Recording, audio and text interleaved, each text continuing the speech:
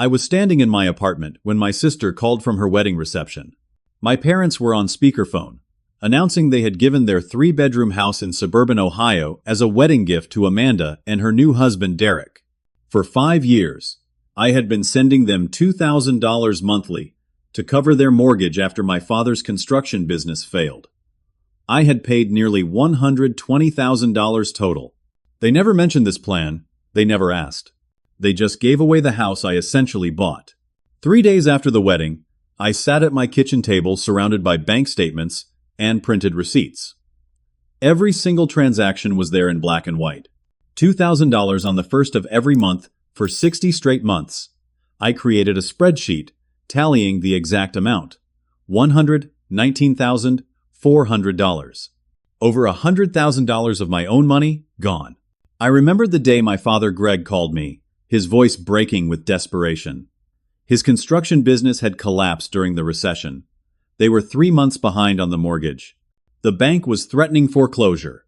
My mother Patricia had gotten on the line, promising they would pay me back once Greg's business recovered. They just needed help getting through the rough patch. I had been 27 years old then, working as an accountant at a mid-sized firm in Columbus. I had been saving for my own house. Jessica and I had even found a perfect starter home in a quiet neighborhood. 3 bedrooms, small yard, everything we wanted. The down payment was sitting in my savings account, ready to go. But I gave it up. I gave it all up because my parents needed me. Because family takes care of family, right? That is what my mother always said. I lived frugally in a cramped 1-bedroom apartment to afford those payments. I drove a 12-year-old sedan with a broken air conditioner. I packed lunch every day instead of eating out with colleagues. I canceled the gym membership, stopped going to movies, turned down weekend trips with friends. Everything went to my parents' mortgage. Jessica left me after 18 months. She said I chose my parents over our future together. She said she could not build a life with someone who would not prioritize their own family, meaning the family we were trying to create. I watched her walk away, knowing she was right but unable to stop sending those checks to my parents. My sister Amanda never contributed a single dollar. She worked part-time retail jobs, barely 25 hours a week. She spent her money on trips to Florida, new clothes, concerts, nights out with friends. She was always the golden child, the baby of the family, the one who could do no wrong. And I was the responsible one, the dependable one, the one who fixed everything. Now, staring at my spreadsheet, I realized how badly I had been used. Saturday morning, I drove to my parents' house. My hands gripped the steering wheel tighter than necessary as I pulled into the driveway. Amanda's car was already there, along with a moving truck. Derek's truck was parked on the street. I let myself in through the front door. The house smelled like fresh paint. In the living room, boxes were stacked along the walls. Amanda was wrapping dishes in newspaper while Derek assembled something in the corner. My parents were in the kitchen, laughing about something. They looked up when I walked in. My mother smiled brightly. "Stanley, what a nice surprise. We were just talking about the wedding. Was it not beautiful?" I set my folder of documents on the kitchen counter. "We need to talk about the house." The smile faded slightly from my mother's face. My father straightened up from where he had been leaning against the counter. "What about it?" "I have been paying your mortgage for 5 years," I said calmly. $119,400. I have every transaction documented. You gave away a house that I essentially purchased without even discussing it with me. My father's face hardened. "Now hold on a minute. I am not angry," I continued, though that was only partially true. "I just need to know the plan for repayment. We can set up a schedule, whatever works for your budget." My mother's eyes filled with tears. "Stanley, honey, we thought you understood. We thought you were helping us out of love, not expecting to be paid back. You told me it was temporary," I said. "You said you would pay me back when the business recovered." "We raised you for 18 years, my father said, his voice rising. "We fed you, clothed you, put a roof over your head. You think we kept a running tab for all that? This is what family does. We take care of each other." Amanda appeared in the kitchen doorway. "What's going on?" "Your brother is demanding we pay him back for helping with the mortgage," my mother said, her voice breaking. "As if we owe him for being a decent son." "Are you serious right now?" Amanda said, staring at me. You always have to make everything about you. This is supposed to be a happy time for me and Derek. Derek joined her, putting his arm around her shoulders. He was a real estate agent, always impeccably dressed, always with that practiced smile. Stanley, man, you need to let this go. Your parents did what was best for the family. I kept my voice level. I gave up buying my own home to help. I lost a relationship because of the financial strain. I lived like I was broke for 5 years while you all benefited. I am not asking for all of it back immediately. Just a plan. An acknowledgement of the debt. My father slammed his hand on the counter. There is no debt. That money was a gift. We never signed anything saying we would pay you back. You verbally agreed, I said. Prove it, Derek said with a smirk. My mother reached for my hand. Stanley, please. We have been under so much stress. Greg's new business venture just failed. The food truck partnership we invested in, it collapsed last month. We lost $30,000. We are drowning in debt. We have nothing to give you. My stomach sank. What food truck partnership? We thought it would turn things around, my father said, looking away. We borrowed money from your Uncle Robert to invest. It was supposed to be a sure thing. We are in worse shape now than when you started helping us, my mother added. We have negative net worth. We cannot pay you back because we have nothing. I looked around at their faces, my mother crying, my father defensive and angry, Amanda looking at me like I was the villain, Derek with that condescending expression, and I realized the truth. They never intended to pay me back. They saw my help as an obligation, something I owed them for being born into their family. I see, I said quietly. Good, Amanda said. Now, can we please get back to moving? Some of us have actual lives to live. I gathered my documents and left without another word. That evening, I met with my friend Brian at a bar downtown. Brian was a lawyer, though not the kind who handled family disputes. He reviewed my situation over beer and nachos. Do you have anything in writing? He asked. No. It was all verbal agreements. Then legally, it is going to be considered a gift. You could try to sue, argue it was a loan, but without documentation, it would cost you more in legal fees than you could possibly recover. Family court is messy and expensive. I nodded, already knowing what he would say, so I have no recourse. Not really. I am sorry, man. Your family screwed you over, and there is not much you can do about it legally. I drank my beer and made a decision. No more. I was done being the family bank. Done being taken advantage of. Done sacrificing my own future for people who saw me as nothing more than a resource to exploit. I blocked my parents' numbers for a few weeks, needed space to process everything. I threw myself into work, started saving aggressively again. I was 32 years old and starting over from scratch, but at least I was finally working toward my own future instead of funding theirs. 2 months passed. I barely thought about my family during that time. It was peaceful, honestly. I focused on work, started going to the gym again, began rebuilding my savings. I had managed to set aside $12,000, a decent start toward a down payment. Then I found a property listing that changed everything. A small cabin near a lake in northern Michigan, about 3 hours from Columbus.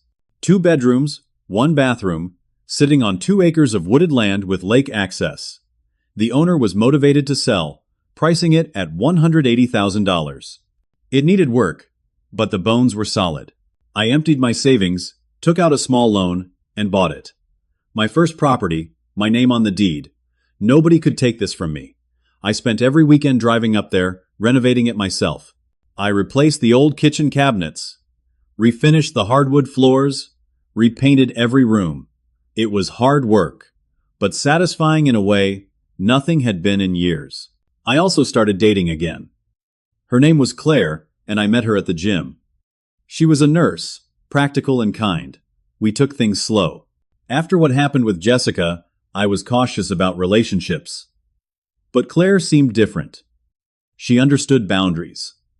She had her own life and did not expect me to sacrifice mine. Things were actually looking up. Then my mother called on a Tuesday evening. I had unblocked their numbers the week before, figuring enough time had passed. I could be civil. Stanley, honey, it is so good to hear your voice, my mother said. Her tone was warm, apologetic. We have missed you terribly. Hi, Mom.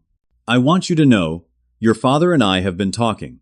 We handled everything wrong with the house situation. We should not have assumed anything about the money. We should have communicated better. I said nothing, waiting. We just want our family back together, she continued. Life is too short for these rifts. We love you so much. Despite everything, I felt myself softening slightly. They were still my parents. I appreciate that. I hear Amanda has some wonderful news, my mother said, her voice brightening. She is pregnant. Can you believe it? You are going to be an uncle. That's great, I said, meaning it. Whatever issues I had with Amanda, a baby was good news. She and Derek are over the moon. Of course, they need some time to prepare. The house needs renovations for a nursery, and they need privacy as they adjust to this new chapter. I felt the shift in the conversation. Here it comes, I thought. Your father and I want to give them space, my mother continued. We do not want to be those overbearing parents hovering over the new mother. So, we have been thinking about where we might stay for a few months while they settle in. You are staying at the house Amanda lives in? I asked. Your old house? Well, yes. Amanda invited us to stay with them temporarily after our financial troubles. We sold our furniture to pay some debts. We have been in the guest room for the past month. This was news to me. They were now living with Amanda in the house I had paid for. Anyway, my mother said, her tone becoming casual, we heard through the family grapevine that you bought a lovely vacation cabin up in Michigan. That must be so peaceful. Miyaf clenched. It probably gets lonely up there with all that space, she continued. We were thinking, maybe we could stay there for a few months. Just while Amanda adjusts to pregnancy and prepares for the baby. We would take excellent care of it. Your father is handy, he could do repairs and maintenance. We would essentially be caretakers. I closed my eyes. The audacity was breathtaking. The cabin is not available, I said firmly. What do you mean? You only go there on weekends, right? It is my property. I use it for my own retreat. It is not available. Stanley, we are not asking for much. Just a place to stay temporarily. No. The warmth drained from her voice. After everything we have done for you, we raised you, sacrificed for you. You gave away the house I paid for, I said, my anger returning. You are not getting my cabin too. You are being incredibly selfish, she snapped. Your sister is pregnant and needs support. Then you figure out your living situation without using my property. I cannot believe how cold you have become. Money has turned you into someone I do not even recognize. This is not about money. This is about boundaries. She made a disgusted sound. Fine. I hope you are happy alone in that cabin with nobody who cares about you. She hung up. I sat there, shaking with frustration, but also certainty. I had made the right call. 3 days later, my cousin Marcus called. He sounded angry. I cannot believe you, Stanley, he said without preamble. What? Your parents are practically homeless, and you are refusing to help them. After they raised you, put you through college, gave you everything. They did not put me through college. I paid for college with loans and scholarships. That is not what they told everyone. My stomach dropped. What exactly did they tell you? That you have been demanding they pay you back for rent from when you lived with them as a kid. That you have been harassing them for money. That you screamed at them and called them terrible names.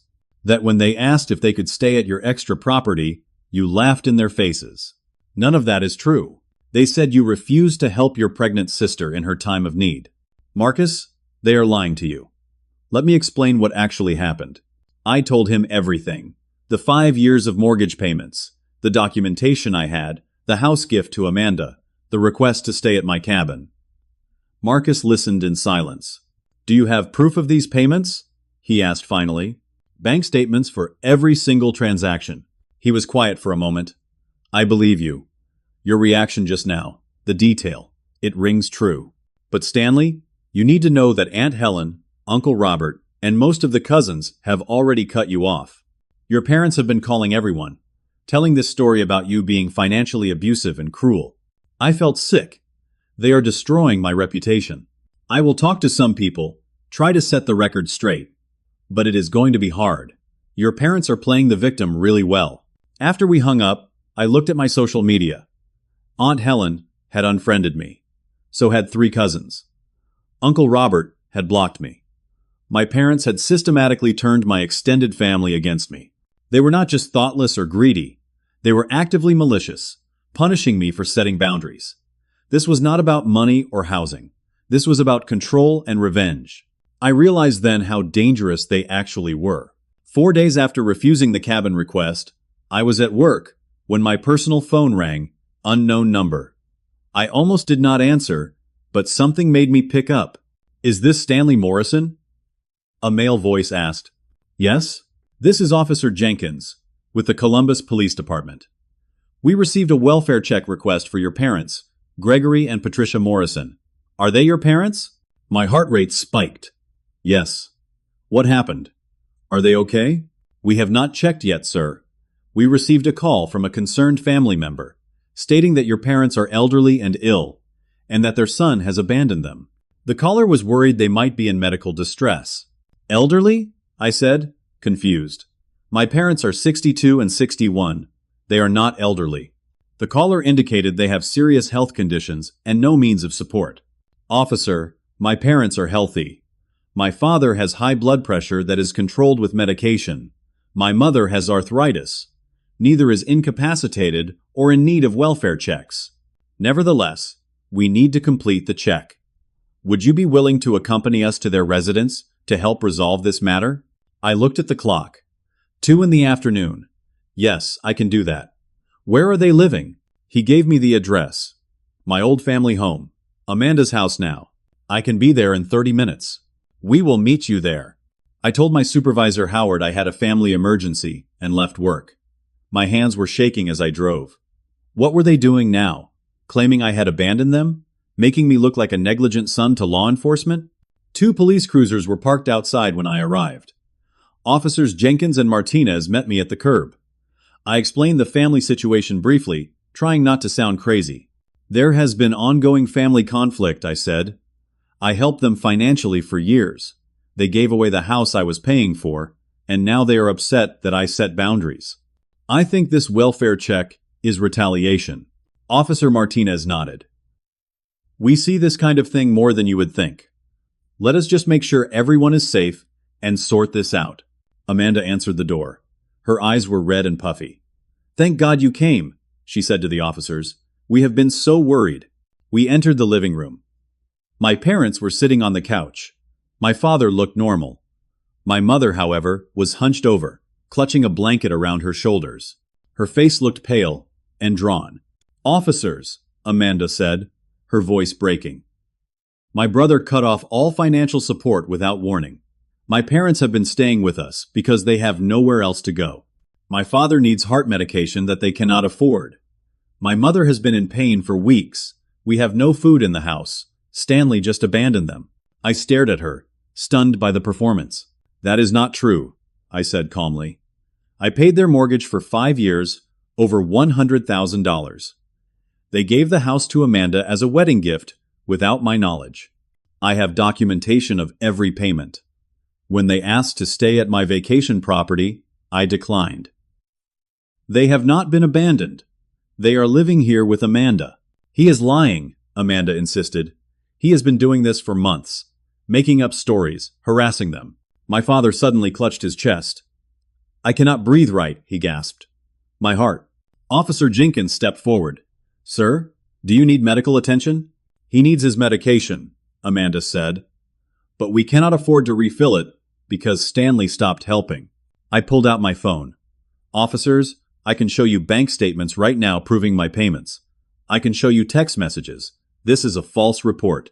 Officer Martinez looked uncomfortable. "This seems like a family dispute, not an actual emergency." My mother suddenly looked up, her eyes sharp and angry. "How dare you bring the police into this family matter? You are trying to humiliate us." The performance dropped. Just like that, she was no longer frail and weak. My father stopped clutching his chest. Officer Jenkins looked between all of us. "Is there an actual medical emergency here?" "No," Amanda admitted quietly. "Then we are leaving," Officer Martinez said. "This is a civil matter. You all need to work this out amongst yourselves. Mr. Morrison," he looked at me, "you have every right to decline housing requests or financial support. That is not abandonment." They left, but I knew the damage was done. There was now a police report with my name on it, associated with a welfare check on my parents. Even though nothing came of it, the record existed. I drove back to work in a daze. How far were they willing to take this? The next morning, I was called into Howard's office. My stomach sank before I even sat down. "Stanley, I received an unusual phone call yesterday," Howard said. He looked uncomfortable. "Someone claiming to be your sister called HR. What did she say?" "She expressed concern about your mental state and judgment. She mentioned police involvement and a family crisis. She suggested the company might want to be aware of your personal issues and potential instability." Heat flooded my face. "Howard, this is not what it looks like." "I believe you," he said quickly, "but HR requires I document this conversation. If your family contacts us again, if there are more complaints, it could become a real problem. Our clients trust us with their financial information. Any hint of instability or poor judgment affects our reputation." "I understand. My career was now threatened. Tell me, what is really going on?" I explained everything. Howard listened carefully, occasionally shaking his head. "That is toxic," he said when I finished. "But you need to shut this down fast. If they escalate, if they contact clients or make more complaints, I might not be able to protect you. Document everything. Consider legal action if necessary." I left his office knowing my professional life was now as much at risk as my personal life. That evening, I called Brian again. He listened to the latest developments with growing concern. "This is harassment," he said. "Possibly defamation. The false police report is serious. Contacting your employer crosses a major line. Can I do anything legally?" "You could send a cease and desist letter. Warn them that further harassment will result in legal action. It might be worth documenting everything for a potential restraining order." "Will it work?" "Sometimes the threat of legal consequences is enough. Sometimes it makes things worse. But you need to start building a case, just in case." I spent that night documenting everything. Every conversation, every incident, every lie. I was building a file against my own family. It felt surreal and necessary in equal measure. The next weekend, I needed to escape. Claire agreed to drive up to the cabin with me. It would be her first time seeing it, and I was nervous about showing her my sanctuary. We arrived Friday evening, just as the sun was setting. I pulled into the gravel driveway and immediately knew something was wrong. The back door was hanging open. "Stay in the car," I told Claire, my heart pounding. "Should we call the police?" "Let me check first." I approached carefully. The door frame was splintered where someone had kicked it in. I pushed the door open wider and stepped inside. The cabin had been destroyed. Furniture was overturned, cushions slashed. Every dish I owned was smashed on the kitchen floor. The new cabinets I had installed had been gouged with something sharp. In the living room, spray paint covered the walls in angry red letters. "Selfish son." The family photos I had brought up here, old pictures of better times, were torn into pieces and scattered across the floor. My tools were gone or broken. The television had been smashed. Someone had poured paint all over the refinished hardwood floors I had spent weeks perfecting. This was not a robbery. This was rage. Claire appeared in the doorway despite my instructions. She gasped when she saw the destruction. "Oh my God, Stanley!" "Call 911, I said quietly. The sheriff's department sent 2 deputies. They walked through the cabin, taking photographs, dusting for fingerprints. Deputy Wallace, a middle-aged woman with kind eyes, examined the spray-painted message. "This looks personal," she said. "Do you know who might have done this?" "I have an idea." I explained the situation with my family. The deputies exchanged glances. "Can you prove they did this?" Deputy Johnson asked. "No, but who else would have motive? Without evidence, there is not much we can do. No witnesses, no video surveillance. We will process the scene, but I have to be honest. Without proof, this will be tough to solve." "They are trying to destroy me," I said. "They have been escalating for weeks. Get security cameras installed immediately," Deputy Wallace advised. "Document everything. If they escalate again, you will have evidence." Claire and I spent the night at a hotel in town. She held my hand but was quiet. I could feel her pulling away emotionally. This was too much chaos for someone I had been dating for only 2 months. Maybe you should just give them what they want, she finally said. Make this stop. If I give in, it will never stop. They will know I can be bullied into anything. She nodded, but did not look convinced. Monday morning at work, I was called to HR. My heart sank. Again, the HR manager, a stern woman named Beverly, had papers spread out on her desk. Stanley, we received several anonymous complaints through our ethics hotline over the weekend. Anonymous complaints about what? Allegations of embezzlement. Claims that you have been falsifying expense reports, stealing from company accounts. My mouth went dry. That is absurd. I am an accountant. I would never. The complaints included evidence. Screenshots of expense reports that appear altered. She turned her monitor toward me. I looked at the images. They were my expense reports, but someone had crudely edited them in image software. Legitimate business expenses had been changed to look like personal purchases. Amounts were altered to seem inflated. These are fake, I said immediately. Someone manipulated these images. I can provide my actual expense reports from the system. These are not real. Beverly studied my face. I believe you. The editing is not very sophisticated, but we have to investigate every ethics complaint. It is company policy. Who filed them? Anonymous. My family is doing this. They are trying to get me fired. Can you prove that? No. She sighed. Stanley, I need to place you on temporary administrative leave while we investigate. Full pay, but you cannot work or access company systems until this is resolved. How long? A week? Maybe 2. We will review all your actual records, interview your manager, verify everything. Once you are cleared, you can return. I left the building in a daze. Administrative leave. Even with full pay, everyone would wonder what I did wrong. My colleagues would gossip. My reputation was damaged. Derek worked in business, understood corporate structures. This had his fingerprints all over it. He knew exactly how to weaponize an ethics complaint to maximum effect. That afternoon, I received a certified letter. I signed for it with trembling hands. It was from my bank, regarding my cabin property. Inside was a notice about a home equity line of credit application. I called the bank immediately, my heart racing.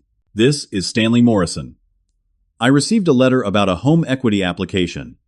I never applied for a loan. The fraud department transferred me to an investigator named Thomas Chen. Mr. Morrison, we flagged your application for review.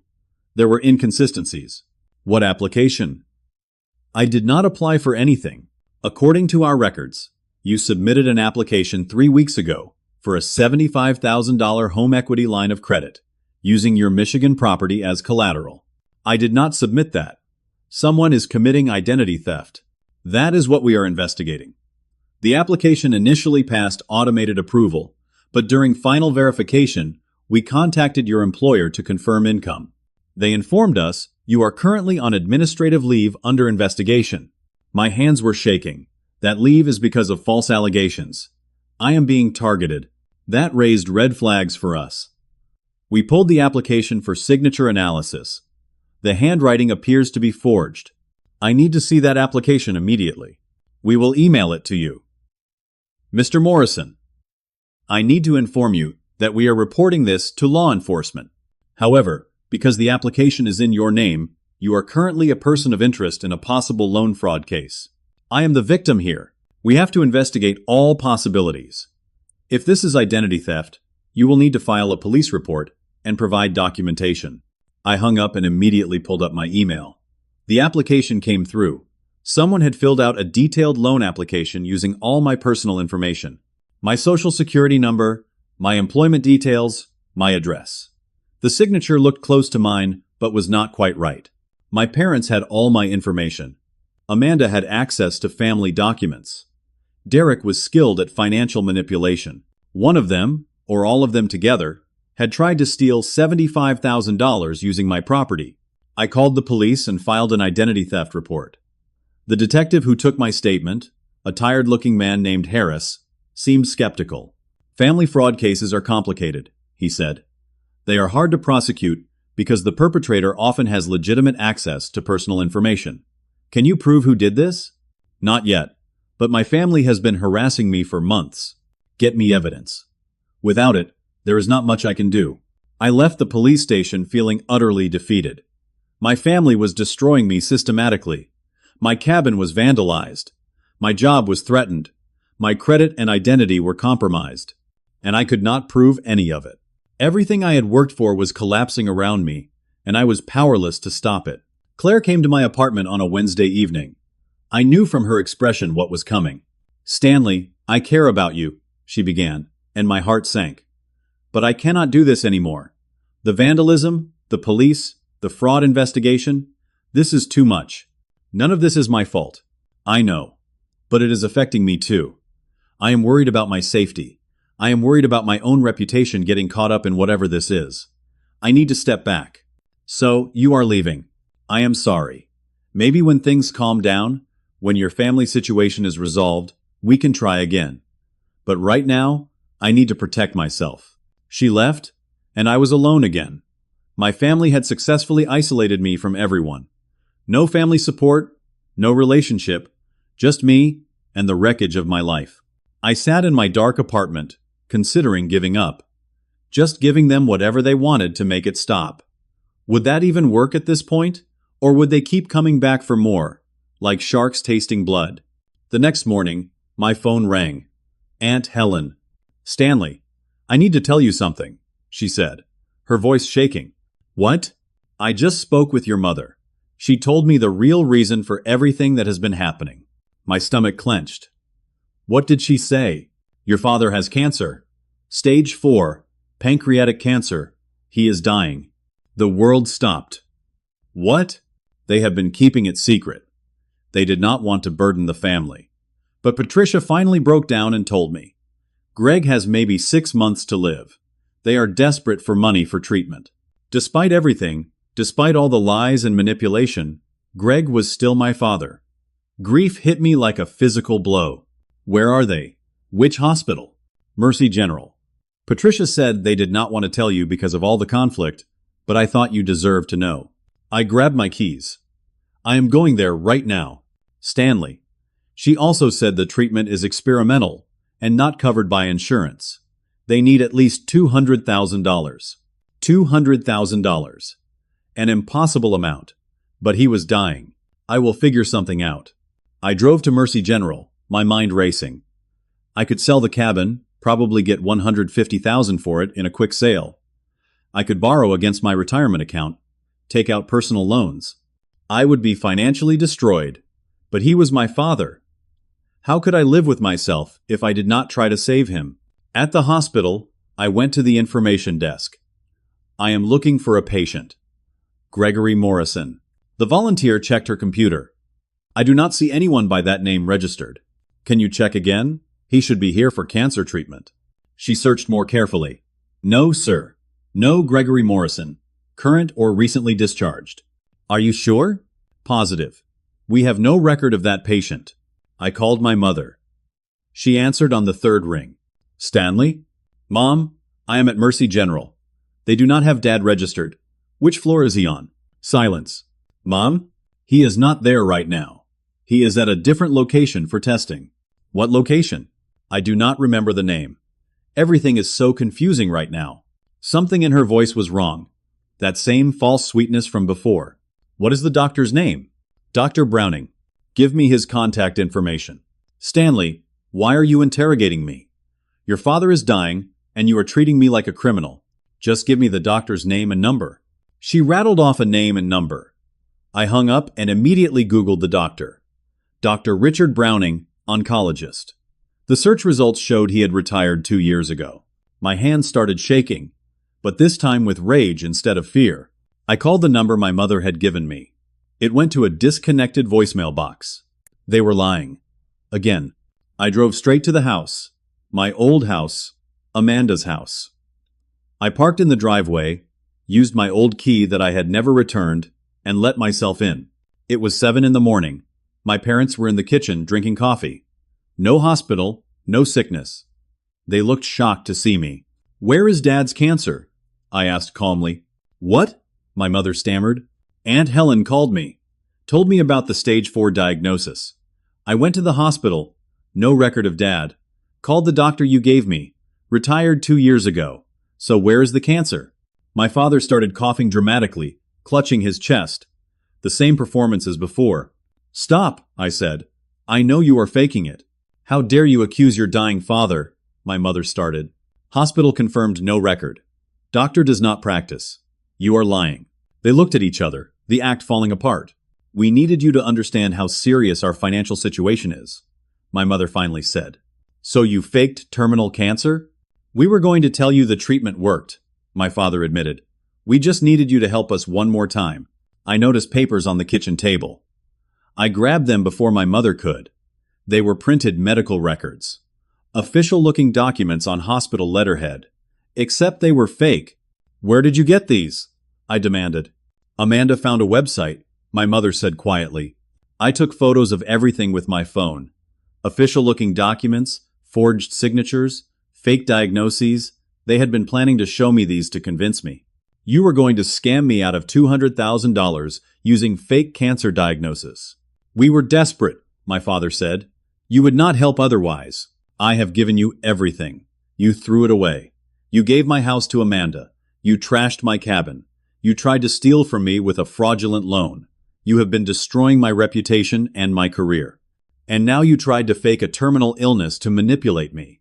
We are your parents, my mother pleaded. You are supposed to take care of us. I recorded the entire conversation on my phone. They confessed to everything. The fake medical records, the plan to claim the treatment worked miraculously. Amanda's involvement in finding the forgery service. I had everything I needed. I am done, I said. This is over. I left with the evidence, got in my car, and drove away. They called after me, but I did not look back. My family was not just toxic. They were dangerous criminals who had tried to commit multiple felonies against me. And now I had proof. I called Brian the moment I got home. He connected me with a criminal defense attorney named Thomas Wright, a sharp man in his 50s who specialized in fraud cases. We met at Thomas's office the next day. I brought everything: my timeline documentation, bank records, the recording of my parents' confession, photos of the fake medical records, the forged loan application, police reports from the cabin vandalism and welfare check, documentation of the workplace harassment. Thomas spread it all out on his conference table, reviewing methodically. After 2 hours, he looked up. This is one of the most comprehensive cases of family fraud I have seen, he said. You have grounds for multiple criminal charges: identity theft, fraud, attempted loan fraud, filing false police reports, possibly harassment, and defamation. You also have a strong civil case to recover your mortgage payments. What are my options? Criminally, you could press charges. The recording of their confession is damning. With that and the forged documents, prosecutors would likely take this case. They could face felony charges. And civilly? Sue for repayment of the $119,000 plus damages for emotional distress, lost opportunities, the cost of repairing your cabin. You might also get damages for the fraudulent loan attempt and defamation. What are the downsides? It is your family. This will be public, ugly, painful. If they cannot pay a judgment, you will have won on paper but might never collect. Criminal prosecution means they could go to jail. Are you prepared for that? I thought about everything they had done. The lies, the manipulation, the systematic destruction of my life. The fake cancer diagnosis. Yes, I am prepared. Thomas drafted a comprehensive legal strategy. File police reports with all evidence for fraud and identity theft. Send cease and desist letters warning of prosecution. Prepare civil suit documentation. Build the foundation for restraining orders if needed. The identity theft evidence cleared me with my bank completely. They updated their fraud investigation, officially listed me as the victim. My name was cleared. I also took the full documentation to Beverly in HR. She reviewed everything with the company's legal counsel. Within 2 days, I was reinstated with full back pay and a formal apology. The anonymous complaints were proven fraudulent. My professional reputation was restored. 3 days later, Thomas sent formal cease and desist letters via certified mail to my parents and Amanda. The letters detailed every crime with evidence attached. They demanded immediate cessation of all harassment, public correction of all lies to family members, and repayment of $119,400. They had 10 days to respond before criminal charges would be filed. My father called within hours, screaming threats. I recorded the call, added it to the evidence file. "You are destroying this family," he shouted. "You destroyed it when you committed felonies against me. I will make sure you never work again. I will tell everyone what a terrible son you are. Everything you are saying is being recorded and will be provided to prosecutors. Keep talking." He hung up. Amanda sent frantic text messages. "Please stop this. You are tearing the family apart." I did not respond. Thomas sent documentation to key family members: Aunt Helen, Uncle Robert, Marcus, and others. Full evidence packets showing the timeline, the lies, the crimes, the confession recording. My phone started ringing. Family members calling to apologize. "I cannot believe they lied to us like that," Aunt Helen said, crying. "We are so sorry we believed them." Uncle Robert was angry. "They used my money for that failed food truck. They lied to all of us. I am cutting them off completely." Marcus called. "I am telling everyone the truth. Your parents are being exposed for what they really are." Within the extended family, the tide turned completely. My parents had isolated themselves through their own lies. No one wanted to associate with them after seeing the evidence of fraud and manipulation. 9 days after the letters were sent, the night before the deadline, there was loud knocking at my door. I looked through the peephole carefully. Amanda, alone. She looked terrible. Bruise on her left cheek, another darkening on her arm. Her eyes were red and puffy. I opened the door cautiously, phone in hand, ready to record. "Please," she said immediately. "I need help." "What happened to your face?" "Derek." She started crying. "Can I come in? I am not safe." I hesitated. This could be another manipulation. But the bruises looked real. I let her in, but stayed near the door. Amanda collapsed onto my couch, sobbing. Everything was Derek's idea. All of it. "What are you talking about?" "The house gift. The schemes against you. All of it. Derek planned everything. He manipulated Mom and Dad. He used me." She showed me text messages on her phone. Conversations with Derek. His messages were controlling, threatening, abusive, instructions about what to say, what to do, threats of what would happen if she did not comply. "He wanted your money," Amanda said. "He saw you as an opportunity. The house gift was his idea. He wanted the property for his business. He was going to flip it immediately for profit." "Why did you go along with it?" "I was already trapped. He started getting controlling right after we got engaged. By the wedding, I was scared of him. When he told me to call your work and file those complaints, he stood over me, made sure I said exactly what he told me to say. When I hesitated, he grabbed my arm so hard it bruised." She showed me faded bruises on her upper arms. "He has been hitting me for months. He controls all the money. I do not even have access to our bank accounts. He gives me an allowance like I am a child. He checks my phone, my emails, everything." "Why didn't you tell anyone?" "He said if I told anyone, he would hurt Mom and Dad. He said he would destroy me, make everyone think I was crazy. He isolated me from friends, made me quit my job. I have been completely dependent on him." She showed me her phone, bank apps she did not have passwords for, social media accounts she could not access, proof of her isolation. The fake cancer scheme was Derek's idea. He researched where to get forged documents. He coached Mom and Dad on exactly what to say. He was going to take that money and disappear with it, leave all of us holding the bag. "Why are you telling me this now?" "Because last night he hit me hard enough that I blacked out. When I woke up, he was searching through papers, looking for something. He did not know I was awake. I heard him on the phone, talking about dealing with Stanley permanently if the legal letters did not scare you off. My blood ran cold. Dealing with me how? I do not know. But I got scared. Really scared. I grabbed my phone and ran when he went to sleep. I have been hiding in a grocery store parking lot all day, afraid to go anywhere." I studied her face carefully. The fear looked genuine. The bruises looked real. "If you are lying to me again," I started. "I am not. I swear. I know I do not deserve your trust. But Stanley, I am afraid he is going to kill me, or kill you, or both of us." I called the police non-emergency line and asked for a domestic violence advocate. Officer Davis, the same female officer from before, arrived within 30 minutes. She interviewed Amanda privately in my bedroom. I waited in the living room, uncertain what was real anymore. Officer Davis emerged after 40 minutes. "Mr. Morrison, your sister has filed 2 prior police reports about Derek. Both times she recanted under pressure. But the reports are on record, and they corroborate her current account. The bruises are consistent with her timeline. She is showing classic signs of domestic abuse victim. Is she telling the truth about Derek orchestrating everything? I cannot confirm that without investigation. But the abuse is real. I am recommending she go to a women's shelter tonight for safety. She can file for an emergency protection order tomorrow." Amanda left with Officer Davis. Before she went, she turned to me. "I know you will never forgive me for what I did to you. I know I helped him destroy your life.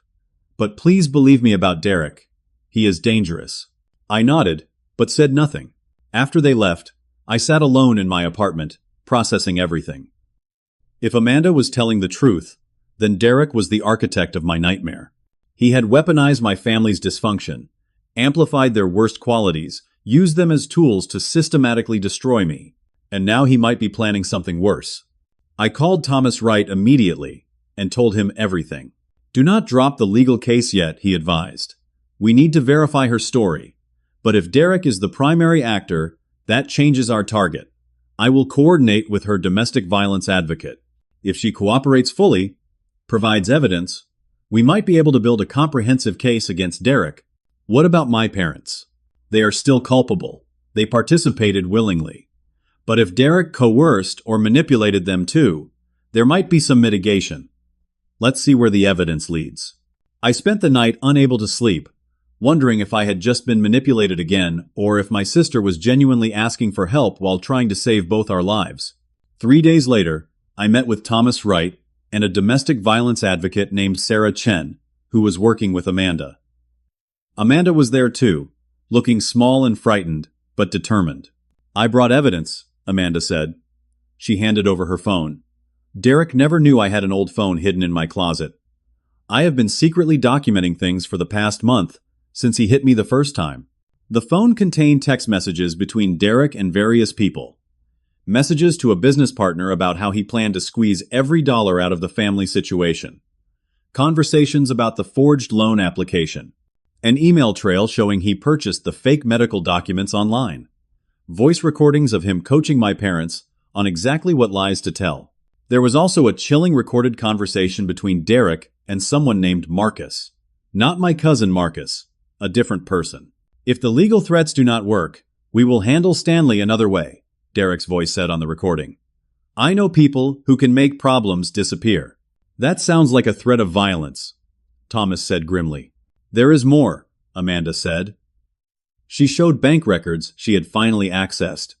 Derek has been embezzling from his real estate company, nearly $200,000 over the past year.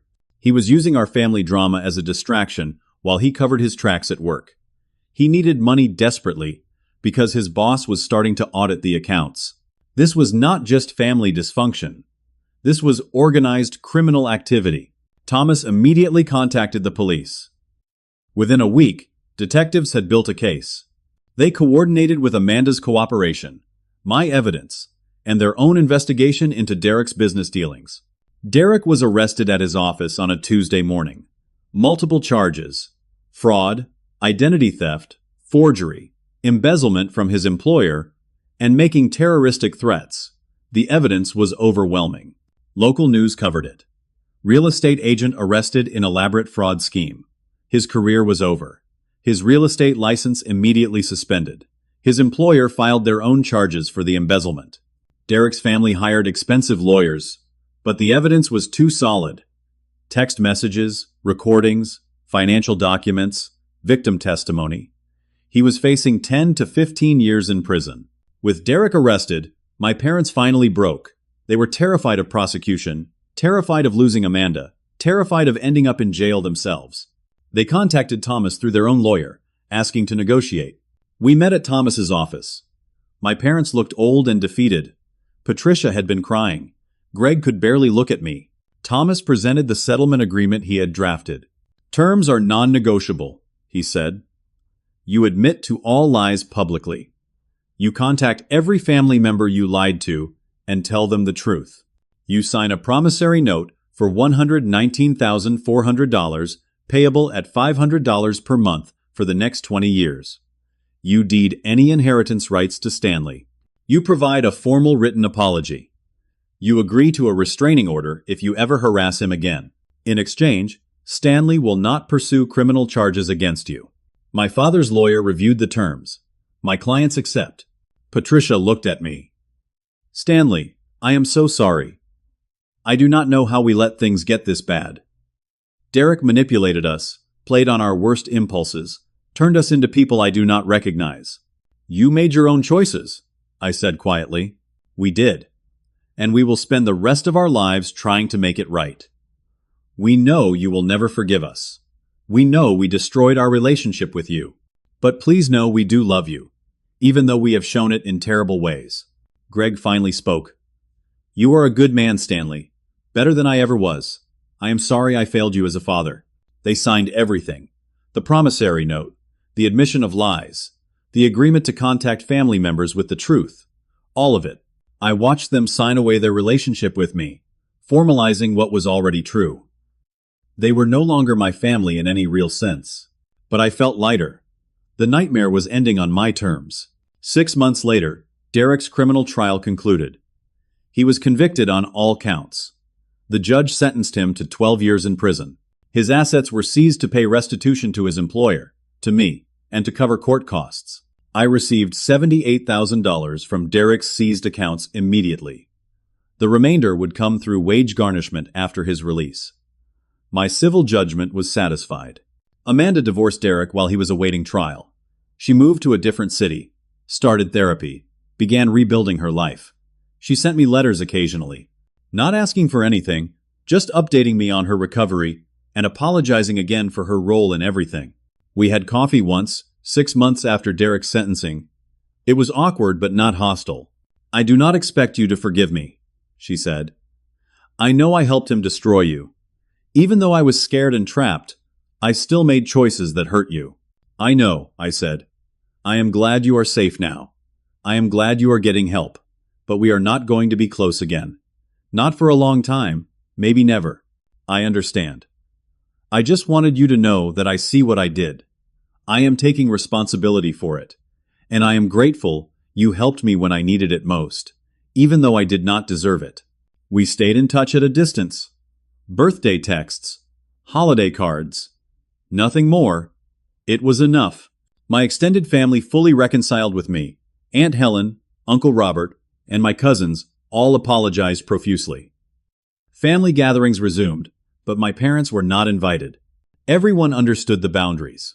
At work, I was promoted to senior accountant. Howard told me he was impressed with how I had handled the crisis with integrity and documentation.